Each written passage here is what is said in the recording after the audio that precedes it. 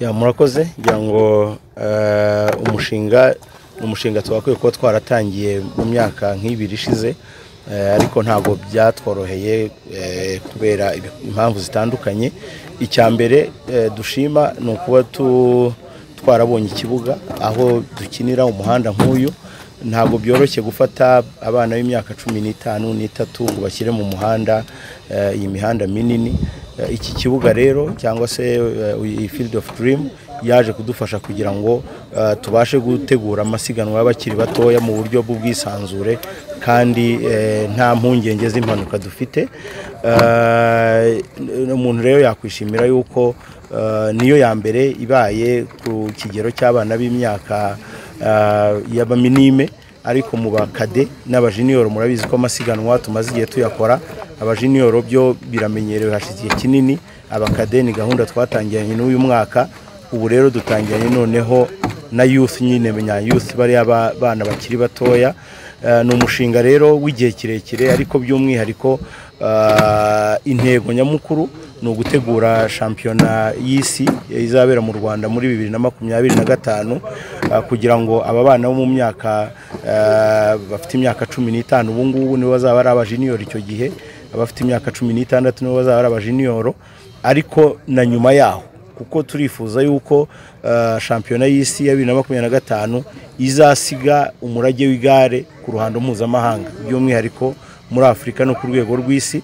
Muri Afurika murabizi yuko duhora muri batanu beza, ku rwego rw'isi turifuza yuko tuzamuka tukajya byibura mu myanya 20 ya mbere.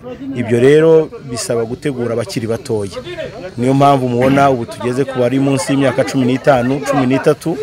Turateganya yuko ubutaha twinjira noneho no mu cyiciro cy'abari munsi y'imyaka 13 kugera ku myaka 10. Ni umushinga muremure rero. Twagize umugisha dufashwa na UCI, iduha umu expert udufasha. Ngira ngo mwabonye yuko hari n'intumwa yabo yari yaje kugira dutangiza uyu mushinga w'abakiri bato cyane. Turifuza yuko byibura amasiganwa yajya ba kabiri mu kwezi.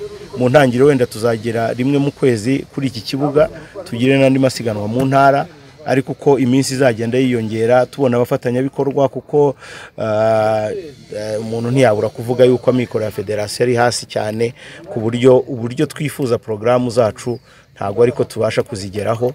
Turarushaho gushaka abafatanyabikorwa, by'umwihariko leta y'igihugu cyacu, Minisiteri ya Siporo, kureba uburyo komite olympique n'izindi nzego twafatanya amasiganwa akaba menshi.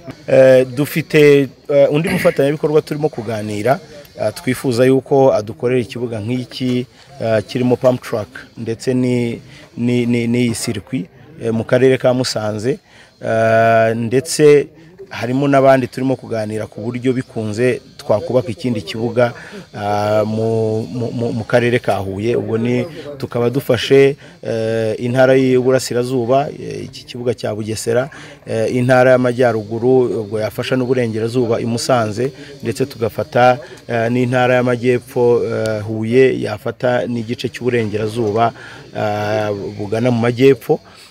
Turumva nibo bafatanyabikorwa turimo kuganira. Biramutse bibaye bitatu mu gihugu, byibura twaba twizeye yuko tubasha kugera ku bana benshi. Umufatanyabikorwa wifuza kubaka i Musanze, mu biganiro aho tugeze nuko bishobora gukorwa mbere y'ukwezi kwa 10. Murumva yuko atari kera. Mu biganiro n'undi mufatanyabikorwa twifuza mu karere ka Huye, nawe hari ikizere yuko mu mpera z'umwaka naho dushobora kuzaba twahagejeje ibikorwa remezo nk'ibi. Ambiance irakomeza. Dufite Akagera race izaba muri weekend itaha. Twahinduye noneho na forma y'uburyo twayikinaga. Murabizi ko twajyaga duhaguruka tukajya mu karere tugakinirayo umunsi umwe tugataha. Ubu tuzakina iminsi 2 kurikiranye. Tuzatangira ku itariki 27, ubwo ni kuwa gatandatu nyuma y'umuganda. Duhere mu karere ka Gicumbi, tunyure uriya muhanda wa Rukomo Mimuri. Ni umuhanda mushya nyakubahwa Perezida wa Repubulika yubakiye abaturage bahuza utwo turere twombi. Dusoreze mu karere ka Nyagatare, turare mu karere ka Nyagatare. Bukeye bwaho duhereye mu karere ka Nyagatare dusoze ubwo azaba ku itariki 28 dusoreze mu karere ka Kayonza.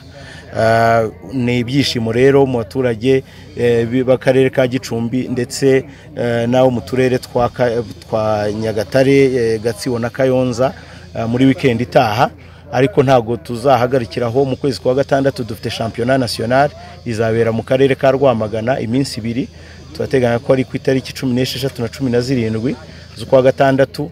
Muri uko kwezi kandi tugire isiganwa mu karere ka Huye, nayo duteganya ko tuzayikora kuri 24 na 25 z'ukwa gatandatu.